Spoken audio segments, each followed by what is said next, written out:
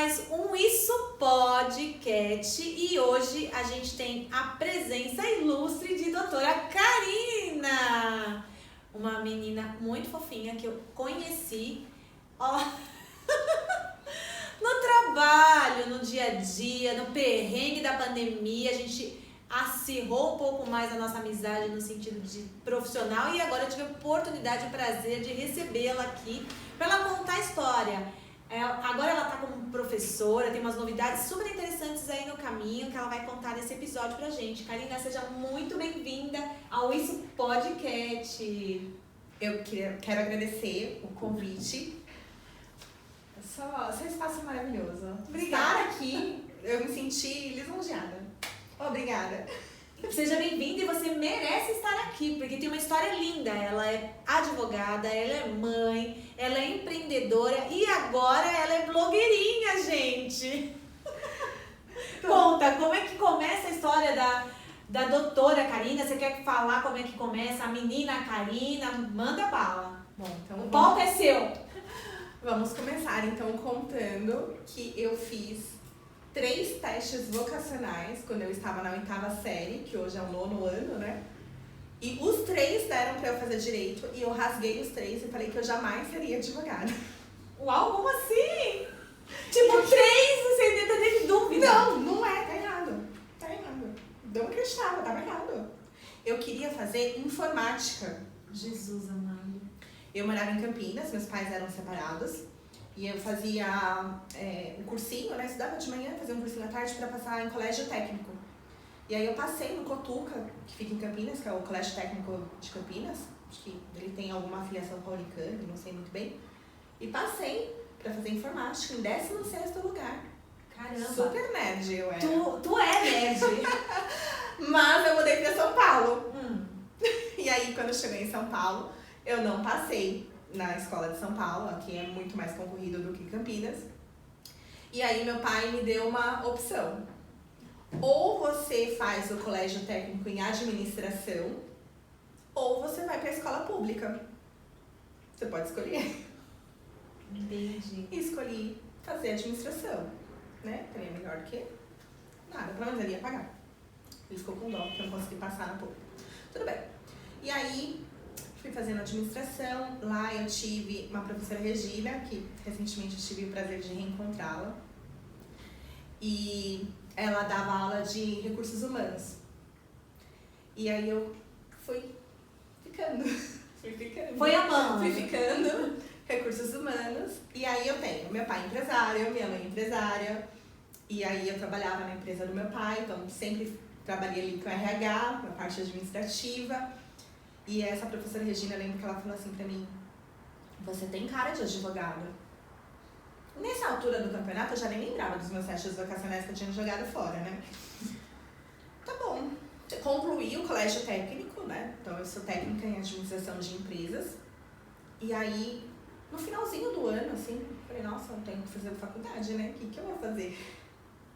E aí, meu pai disse, não, olha, a gente tinha já discutido várias vezes, né, para aquela imposição dele. E aí ele falou, não, eu não vou impor. Desta vez não vou impor. Escolha o que você quiser escolher, mas só tem uma condição. Se você desistir, eu não pago outra. Você pode escolher qualquer coisa. Eu vou pagar o que você quiser fazer. Mas se você desistir, aí é você que paga. E eu ficava em dúvida, porque no final das contas eu acabei gostando de administração. E já não pensava mais em voltar para informática, não me via naquilo. E minha prima estava fazendo administração. E aí eu via que tudo que ela estava fazendo, eu já tinha visto no técnico. E na época, eu tinha 17 anos, eu não tinha aquela noção de que eu podia compensar a matéria. Eu achava que eu ia ter que ficar 1 ano revendo as mesmas coisas. E aí eu falei assim, ou eu faço administração ou eu faço direito. Direito é mais caro. Se eu tiver que fazer direito e desistir e pagar administração, aí eu pago mais barato. Mas se eu for fazer administração e desistir e quiser fazer direito, eu vou me ferrar. Então, É muito louco essa responsabilidade de aos 17 anos você e saber o que tem que fazer, né? Exato. Na nossa geração tem um pouco disso. Acho que hoje é um pouco mais leve, né? Mas você sabe o que eu acho curioso? Porque eu tenho, meus irmãos são muito mais novos do que eu, né? Eu tenho um irmão que começou a fazer direito também, mas ele parou. Mas eu acho que de um lado é uma pressão muito grande, mas de outro lado te obriga a ter responsabilidade, porque é claro que não são todos, mas tem muitas pessoas hoje que começam e param dezenas de faculdades e não concluem nenhuma. Não, é terrível. Isso é verdade. Então, quando eu comecei a fazer direito, eu coloquei pra mim mesma uma meta. Eu tenho até o 2º ano pra desistir. Se eu não desistir até o 2º ano, eu vou concluir. Mesmo que lá no 4º ano eu falo, não é isso, eu vou terminar. Eu terminei técnico em administração de empresas, por que eu não vou terminar direito? Vou terminar, mesmo que eu não exerça. E aí, só que eu fui pegando gosto. Fui pegando gosto. Aí, no meio do caminho, eu comecei a descobrir que direito tributário era o mais rentável. Sim. O que eu fiz na 2ª fase da OAB? Tributário.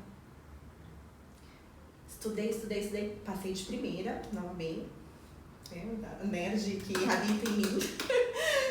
Passou.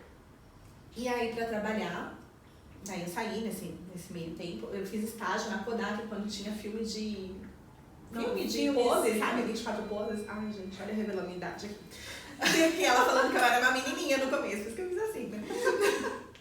Mas enfim, eu trabalhei na Kodak como estagiária, depois eu saí, voltei a trabalhar na empresa do meu pai, me formei. E aí eu saí de vez e fui trabalhar como advogada.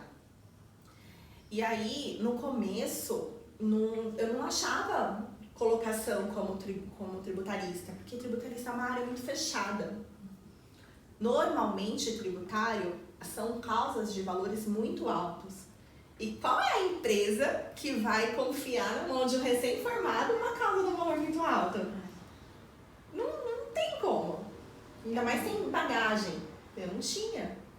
Na minha família não tinha ninguém que tinha feito direito. Você foi a iniciante nesse tempo? Eu fui a primeira. Depois de mim, teve meu primo, teve mais uma outra prima. Eu tenho um primo que é delegado hoje. Mas não tinha ninguém pra me dar a mão. Ó, faz assim, vem por aqui. Pra mentorar? Não. Nenhuma. Fui eu, a cara e a coragem. Mas é legal. E aí, como é que a questão da Kodak você desenvolveu como estágio em direito ou você tinha uma outra atividade e estava tentando se encaixar no tributário? Não, na Kodak eu era estagiária de direito, mas eu trabalhava muito com contratos. Ah, tá. Contratos de fornecimento, contrato de acordo comercial. Foi legal porque eu tive um contato para entender como é que funciona o comércio, o varejo, que são os meus clientes de hoje. Exato. Nada é por acaso. Nada é por acaso. E aí, quando eu fui para começar realmente a advocacia, eu não estava conseguindo, né, trabalhar. Então, só para vocês terem uma ideia, assim, eu trabalhava registrada, eu ganhava, acho que na época, se não me falha a memória, R$2.000. E aí, quando eu virei advogada, meu salário caiu para 1.200. Então, assim, sorte que eu não tinha filhos, não tinha marido, morava com a minha mãe. Eu imagino o quão difícil é para quem está concluindo uma faculdade e já tem uma família para sustentar.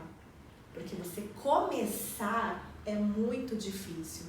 Então, assim, eu tenho total consciência e tenho muita gratidão por eu ter tido essa oportunidade e ter sabido aproveitar. Sim, na oportunidade e na hora certa aproveitou de forma adequada. Exato. E aí eu comecei a trabalhar da seguinte forma. Olha que engraçada essa história. Quero saber. Adoro. Um belo dia eu tava em casa, o telefone tocou, e aí a moça do outro lado, olha, eu tô com uma vaga trabalhista no portal do Morumbi. Você tem interesse? Na época eu morava na região do Embu-Mirim. Aí eu falei, tenho, é próximo da minha casa. Aí ela precisa ter OAB e precisa ter carro. Tá, eu tenho carro e quando chegar aí a gente conversa. Eu não tinha a OAB ainda, eu já tinha prestado a OAB, eu tinha certeza que eu tinha passado. Olha, isso que é confiança. Mas eu não tinha o resultado da OAB. E então eu cheguei no escritório, não, antes ainda de chegar no escritório, aí eu falei, tá, quando que você quer que eu vá hoje? Quer que eu vá agora? Aí ela, você quer vir agora? Eu falei, vou.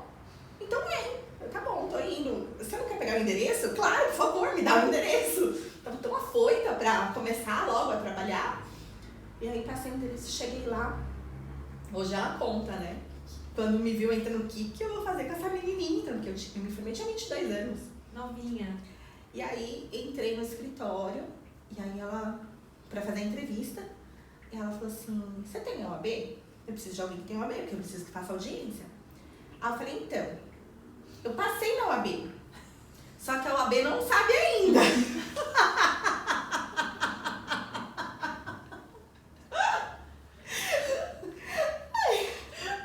Isso é ótimo. Hoje eu sei que foi essa frase que fez com que eu fosse contratada. Porque eu já estava sendo advogada antes de ser, efetivamente. Caramba, que confiança. Sim, com 22 anos não dá pra ser uma pessoa normal, né? Com 22 anos já tem esse tipo de atitude positiva, né? Porque você não tá fazendo nada errado. Olha, eu passei, eu sei que eu passei. Porque a gente confere os gabaritos antes, né? Sim. Só que você precisa da confirmação. E o marido dela, que era sócio dela na época, ele estudava também para concurso, ele acompanhava as provas da UAB, e aí ele fazia direito tributário. E aí ele falou pra mim, tá, você fez tributário? O que você respondeu na questão tal? E eu fui falando.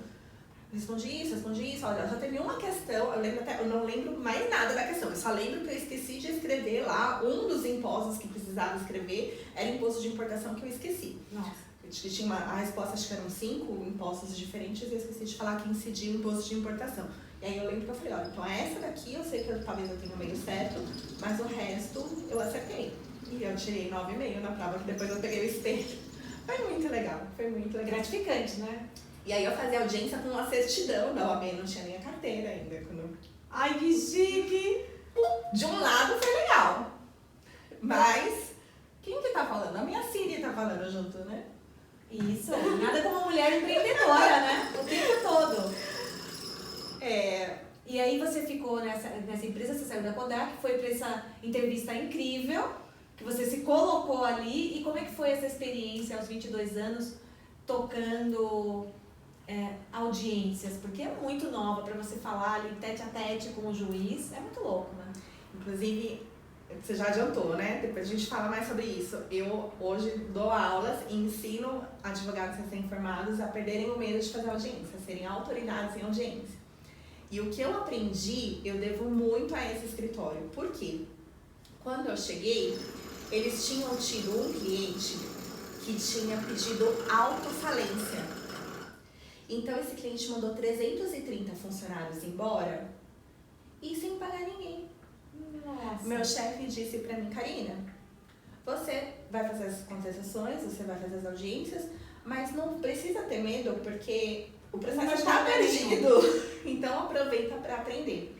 Então cada um pedia uma coisa a mais, não eram só verbas decisórias. Um pedia equiparação salarial, um pedia acúmulo de função, um pedia adicional de periculosidade, um pedia adicional de insalubridade.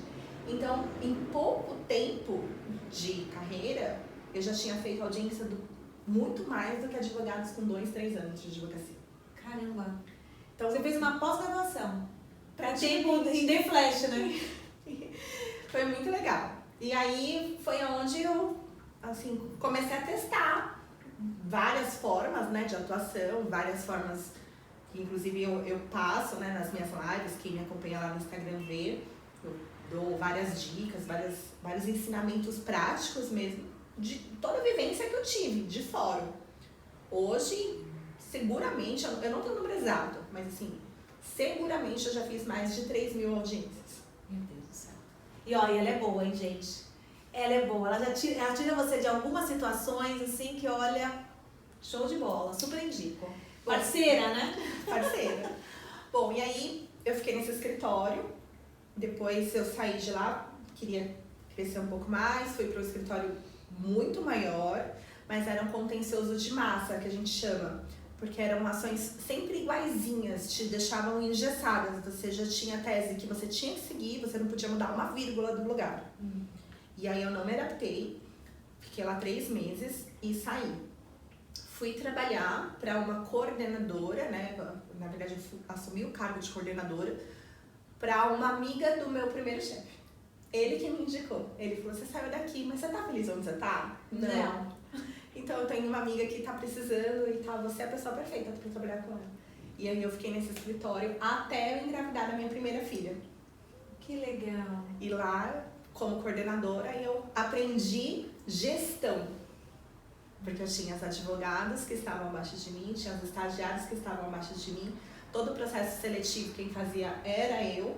E ainda fazia folha de pagamento, porque o escritório também era uma administradora de condomínios. Então, a folha de pagamento dos funcionários do condomínio era eu que fazia. Entendi. Porque eu sempre trabalhei com direito trabalhista. E aí, só eu que sabia fazer a folha de pagamento. Então, eu até fiz cursos para mexer no sistema, acho, na época era DPComp, acho, bem lindo. Enfim, então, aprendi muitas coisas assim. E pra mim, isso me bastava, porque eu tava ali para aprender. Como eu falei, não tinha ninguém pra me ensinar. Então, as pessoas às vezes me falavam, mas você tem condição de ter seu próprio escritório? Mas pra quê? Eu já vi meu pai tendo empresa, já vi minha mãe tendo empresa. Eu não quero ter a dor de cabeça de ficar cobrando o cliente, de ficar sabendo se o cliente pagou ou não pagou. Eu quero fazer o meu trabalho.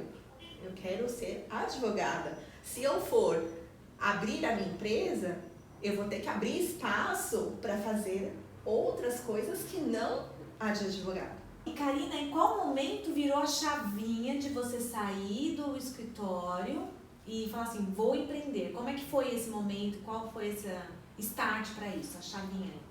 Foi minha filha. Então, na verdade, ela foi o grande gatilho, porque até um pouco antes de eu engravidar, eu já comecei a querer abrir o horizonte, porque eu já tinha crescido tudo que era possível crescer no escritório onde eu estava. E já me considerava muito boa no que eu fazia, então já era possível eu voltar assim, a pensar em empreender, em fazer gestão e tal. Mas aí quando eu engravidei, e aí eu não conseguia deixar minha filha na creche. Não conseguia.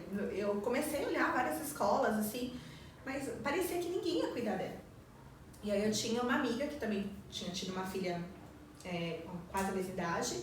Ela nasceu com displasia bilateral de quadril. E aí ela falou, olha, eu vou precisar sair do meu trabalho e vou precisar também pensar num plano B. E em paralelo, um cliente que era meu, que já estava me seguindo lá naquele primeiro escritório, que foi me seguindo para o outro escritório que eu trabalhava, me pediu para abrir meu próprio escritório, porque ele não estava satisfeito com a gestão do escritório onde estava. E aí juntou tudo. Foi, sabe quando vai acontecendo assim, Deus me dá um sinal, ele te empurra? Ele abre a porta e faz assim, pá! Isso! Então não foi uma chave que abriu, foi a porta inteira e falou, vai! E aí nós abrimos um escritório aqui perto, inclusive de onde você está agora. E era muito legal, porque a gente contratou uma babá e fizemos uma sala kids. Então as meninas ficavam, a Lavínia, que é minha filha, tinha 6 meses ou 7 meses, algo do tipo. E a Alice, que era filha da Olga, tinha acho que 4 meses, era um pouquinho a diferença. E aí elas ficavam com a gente no escritório. Então assim, dava saudade, a gente ia pra salinha do lado e via as meninas, sabe? Permitia que a gente amamentasse, né? Coisa que é bastante importante para quem é mãe, sabe? Da dificuldade, né? De trabalhar fora, de não conseguir amamentar. Então, isso tudo facilitou. Então, ao invés da gente, tanto eu quanto ela, pagarmos uma escola, a gente dividia, né, os custos, né, da babá e ficava com as crianças com a gente.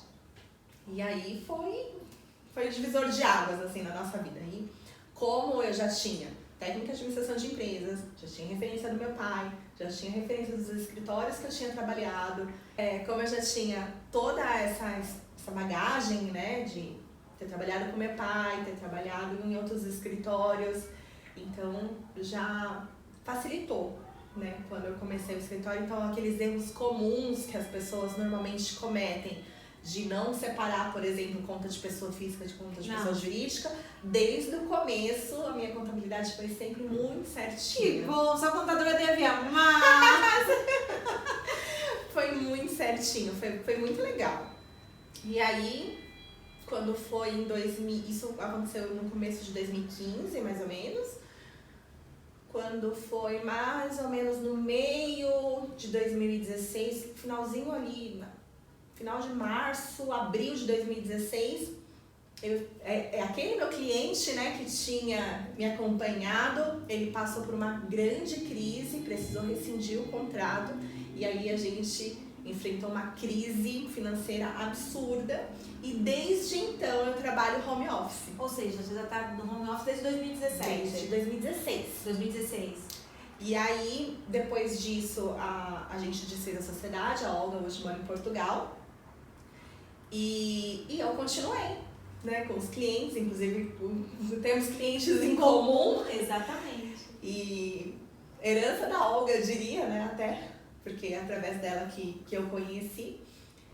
E só foi aumentando. Hoje o escritório se estruturou, ele cresceu, ampliou.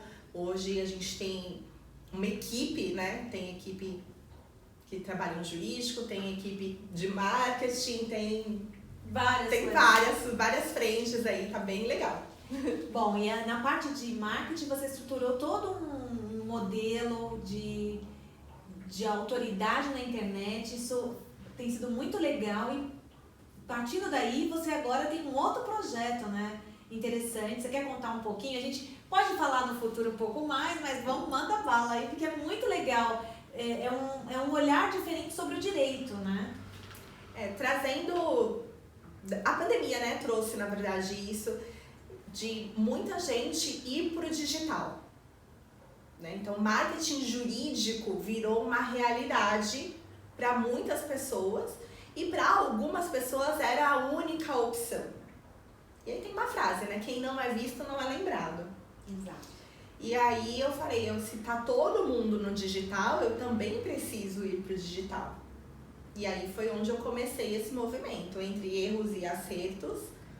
Da mesma forma que hoje eu ensino meus alunos a fazerem audiência, só vai, com medo mesmo e vai, eu aplico isso também no marketing jurídico, né? Às vezes eu não sei 100%, mas eu tenho que transmitir segurança e ir.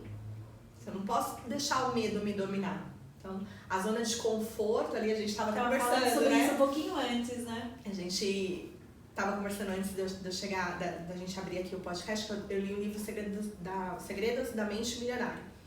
E fala exatamente isso da zona de conforto. Se você quer enriquecer, você tem que sair da sua zona de conforto. Então, o escritório está crescendo, o escritório está legal, e aí eu fiquei na zona de conforto? Não, você deu passinhos, né? Eu tenho passinhos grandes. Eu tenho que procurar algo para me autodesenvolver. Porque a gente tem sempre alguma coisa para aprender. E tem uma etapa da minha vida que neste breve resumo eu pulei. Mas eu quero, voltar contar porque pode ser a dor de alguém. Manda bala, porque essa é a ideia. Assim, você tá aqui porque você me inspira como parceira. E eu sei que você pode ajudar outras pessoas mais. Porque assim, você teve a pequena, a Lavínia, né? Dentro do escritório, com babá e tudo mais. Depois você tem um outro bebê também. E aí já não é um pouco mais madura, já tanto de empresa quanto como mulher, como empreendedora também. Eu acho que é legal isso, porque às vezes a gente acaba se limitando, se bloqueando, fechando. Enfim, eu acho que é legal, porque tem outras pessoas que passam pelas mesmas situações, têm dúvidas e o seu depoimento pode ajudá-los. Pode ajudar, com certeza. Um pouco antes de começar a pandemia, mais ou menos no final de 2019, meio ali de 2019, eu tive acho que até uma situação ali de depressão mesmo. E eu me perguntava assim, gente, mas o que eu tô fazendo? Pra que eu tô trabalhando tanto? Qual é o meu propósito? Pra que eu tô aqui? A minha vida é trabalhar e pagar conta. É cringe, né? Agora dizem. Cringe. Pagar boleto. Por quê? Né? E aí, nessa época, eu tive contato com alguns clientes que faziam eventos de festas. E aí eles começaram a me contar assim, é tão legal, a gente realiza o sonho das pessoas. E eu pensando, os clientes só me procuram, Karina, eu recebi um processo, estou puto da vida. Karina, eu preciso processar alguém. Ninguém me procura feliz. Ah, tô tão feliz, vou procurar um advogado. Não fazem isso. E aí eu comecei a... Será que eu tô na profissão certa? Será que... Enfim, eu comecei a ter tantas perguntas, assim. Questionamentos, né? A cabeça da gente em algum momento pira desse jeito, é normal. Eu dei uma bugada, assim, real. O que eu tô fazendo? E aí veio a pandemia. Nossa.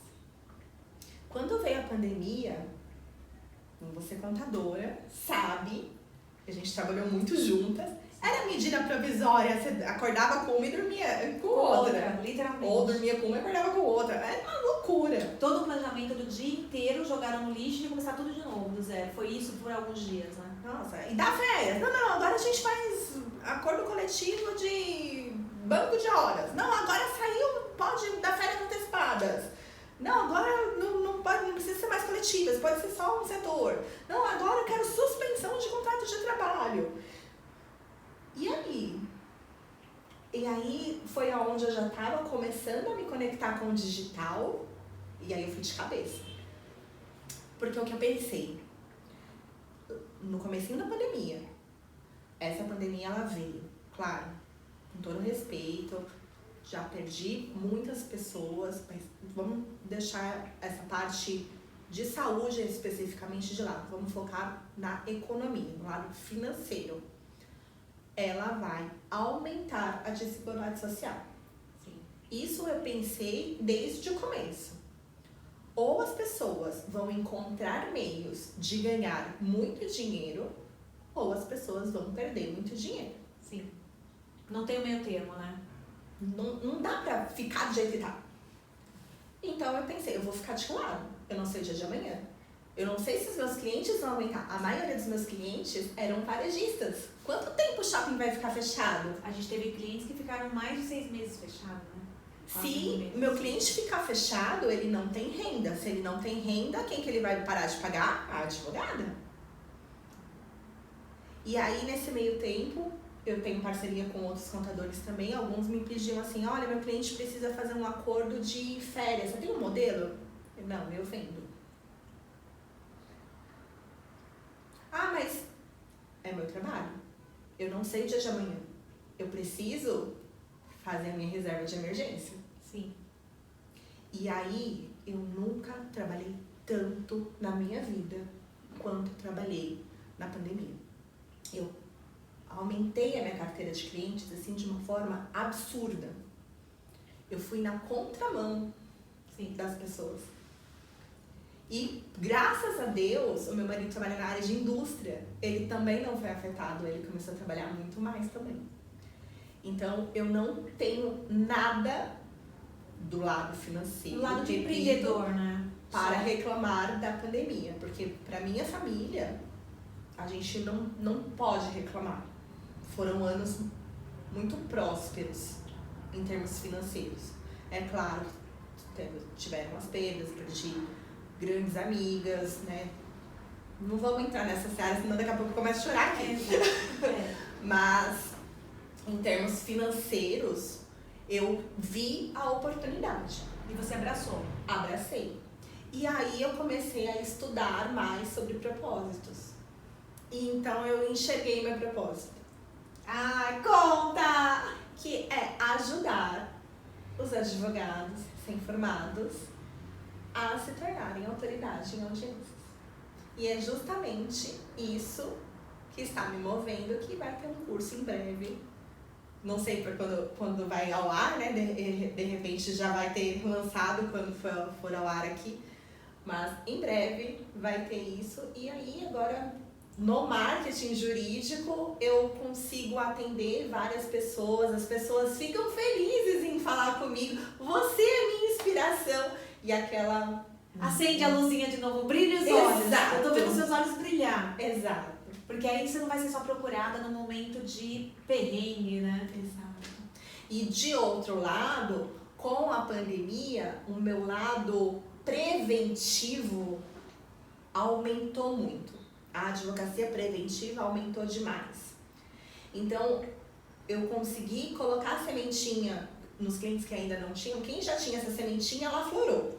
E quem ainda não tinha, consegui plantar a sementinha da importância da advocacia preventiva.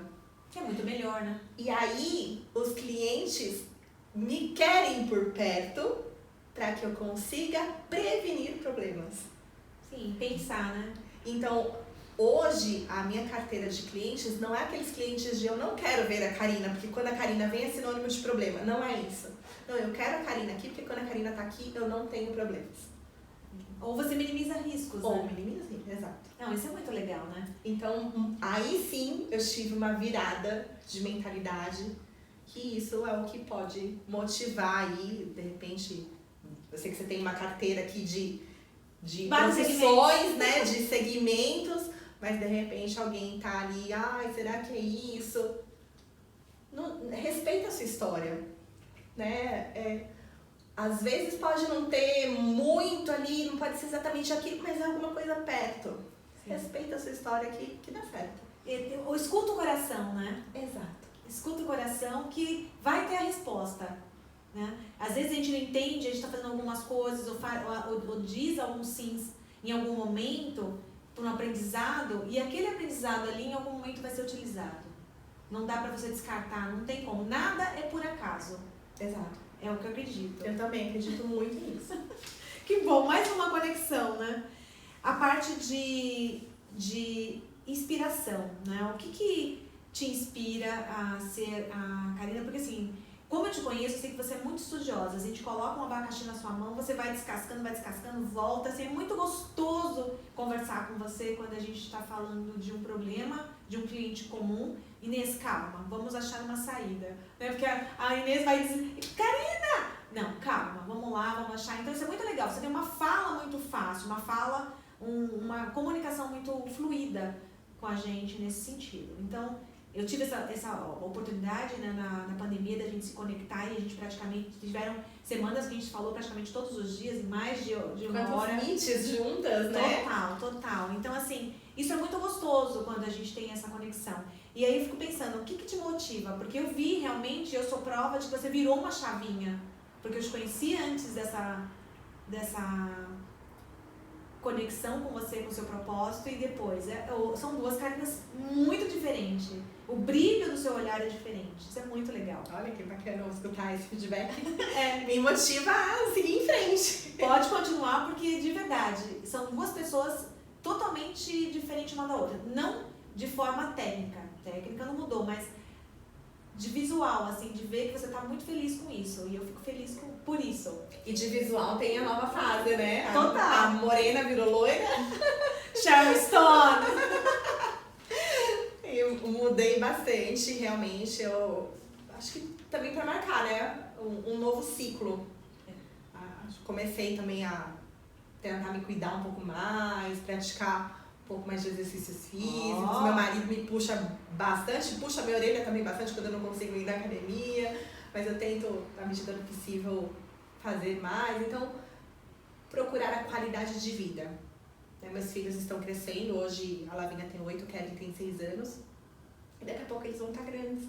Daqui a pouco eles não vão querer mais estar comigo, daqui a pouco eles vão bater asas, vão voar. Então eu preciso ter um pouco mais de tempo, quando eles já ficam integral na escola. E aí, quando eles chegam, eu ainda vou ter que ficar presa, sabe, arrumando janta, arrumando a casa, arrumando isso. Não, parei. É um tempo pra você, né? Agora, eu preciso me amar pra poder amar os outros. Sabe aquela história do avião? A máscara de oxigênio vai cair, primeiro você coloca em você, pra depois você colocar nos outros? Total. É isso. Então, eu estou cuidando de mim, fazendo as coisas que eu gosto, e tudo tá fluindo de uma forma mais natural. O universo entende que você tá nessa movimentação, né? É muito louco isso, né? É começar a se respeitar e o universo, as pessoas em volta que amam a gente, eu até postei isso hoje, né? É você se conectar com você primeiro, você se respeitar e aí as outras coisas vão acontecendo, né? Exato. É muito legal.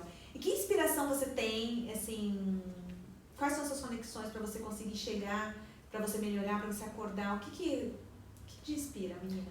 Olha, em primeiro lugar, Deus, né? Porque sem Ele, eu acho que eu teria caído muito lá atrás.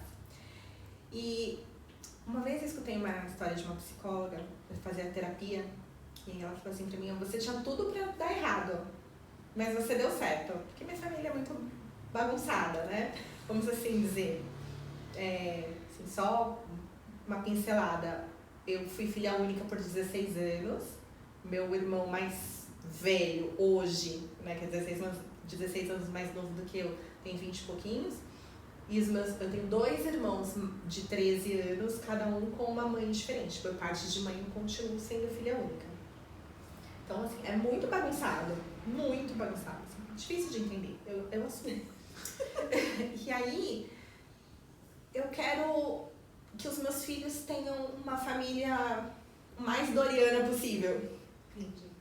Eu quero proporcionar para os meus filhos uma qualidade de vida. Eu quero ter uma qualidade de vida. Então, eu penso que a família é um grande pilar de motivação.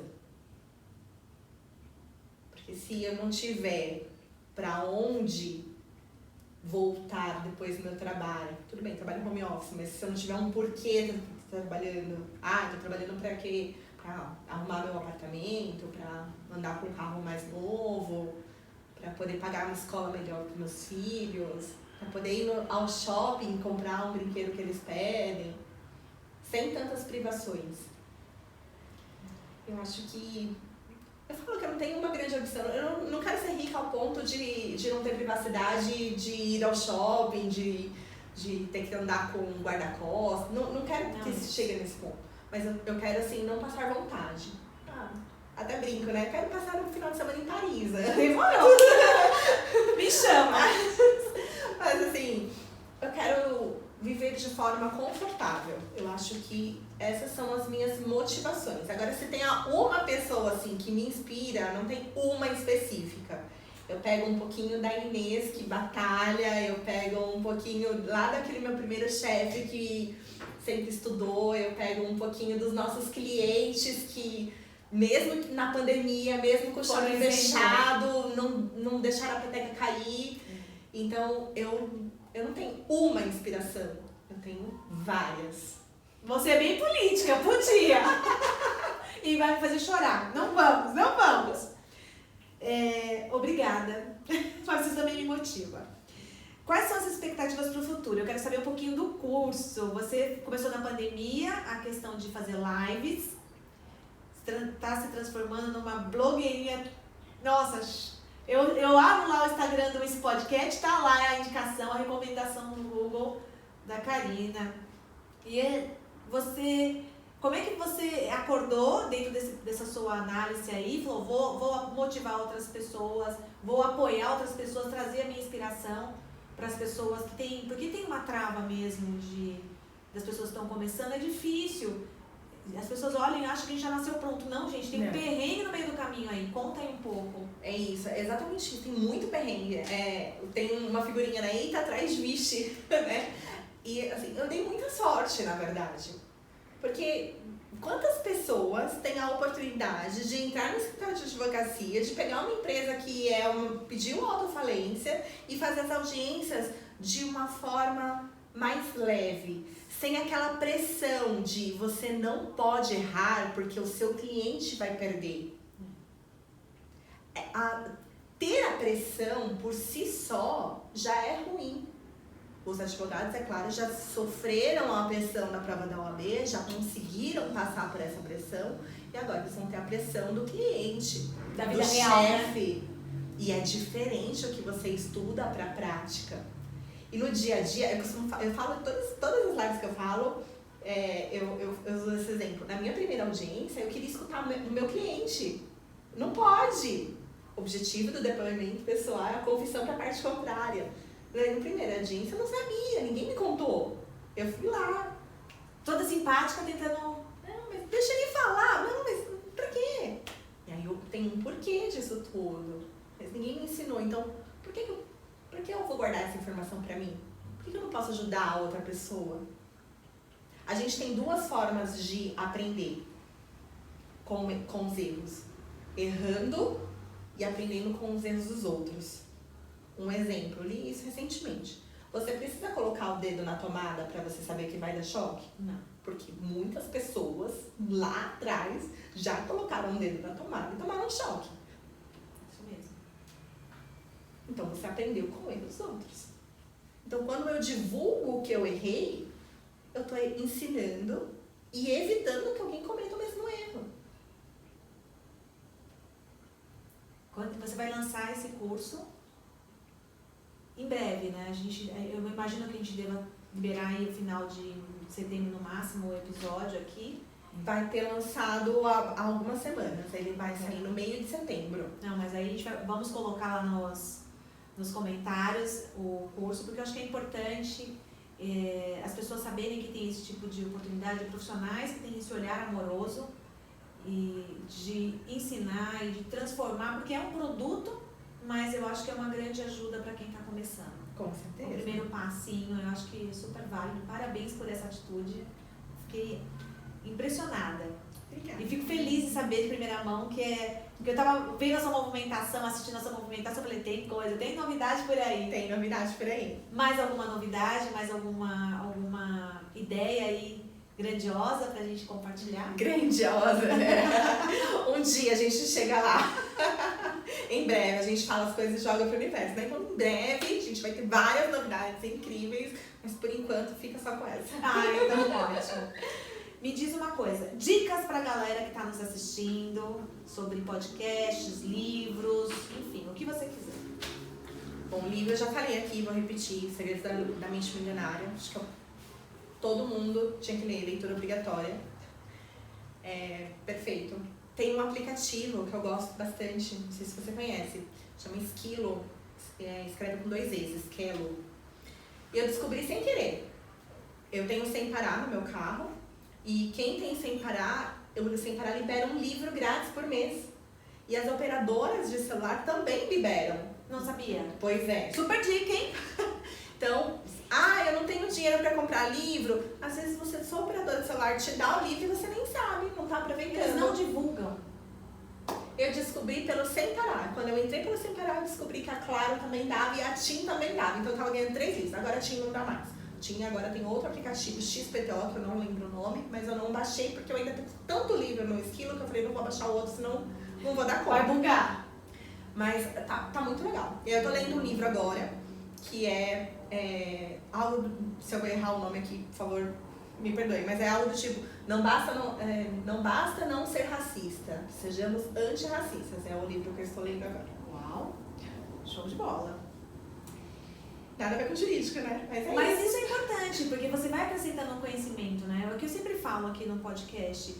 Eu sou contadora como formação, eu sou empresária no segmento contábil, mas assim, o fato de estar aqui com você batendo papo e conversando me ajuda na fala, na comunicação, de ter a calma de escutar a sua história, me motivar com ela, trazer pessoas incríveis aqui, né? Pessoas comuns que não teriam oportunidade de falar a história e que vai ajudar outras pessoas também. Porque eu falo, às vezes as pessoas ficam paradas naquele universo só reclamando e às vezes, por vezes, você ouvir uma outra pessoa, olha, eu tive essa dificuldade, gente, eu não nasci criada. Tem uma jornada aí, né, de você, olha, eu vou tomar uma decisão, eu saí de 2.000, vou para 1.200. Cara, mas já é tudo pensado, olha, eu vou fazer isso nesse momento, eu vou abrir mão de tal coisa, mas eu vou ganhar na frente. Olha o que você se tornou. Uma empresária, mãe, esposa, uma influencer, uma professora agora que vai ajudar outras pessoas. Então, assim, se imagina se eu tivesse ficado lá esperando sentada. São escolhas. Exato. Outra escolha que eu já fiz, não tenho vergonha nenhuma de falar isso, eu já morei na Coab. Sim, não tem problema. Por que eu morei na Coab? Eu fui morar de aluguel quando eu saí da casa dos meus pais e era um apartamentozinho, eu brinco que era o meu ovinho, 45 metros quadrados. Na época custava R$750 o aluguel. O mesmo apartamento na rua de trás, só porque tinha elevador, custava 1.500. Eu vou morar aqui só porque tem elevador, a entrada mais bonitinha. Dentro do apartamento é o mesmo tamanho, pra que eu vou gastar o dobro? Economizei, juntei dinheiro, depois comprei meu carro, depois dei entrada no apartamento onde eu moro hoje e aí saí do aluguel. São escolhas. Exato. De forma racional. Consciente. Entendeu? De forma consciente. E assim, não tem nada de errado. Às vezes a gente precisa dar um passinho pra trás pra dar 2, 3 pra frente. E não tem nada de errado. É só realmente fazer a escolha certa, né? Ou conviver com a angústia de ter tomado as decisões de forma não tão assertiva, né? Bom, palavra final, o que você quer deixar aí de mensagem pra galera, Karina? Gente, não percam nenhum episódio da Inês, porque esse programa é incrível. Paguei bem, por isso curtam, compartilhem, comentem, deixem suas mensagens aí. E a nossa segunda temporada tá cheia de surpresas, como Karina e outras pessoas incríveis aí, contando as suas histórias lindas de superação, de escolhas e, graças a Deus, de escolhas assertivas. Tchau, pessoal. Até o próximo episódio. Obrigada, Ká. Super beijo por ter vindo e aceitado o convite aqui de participar desse podcast. Eu que agradeço. Tchau, pessoal. Tchau.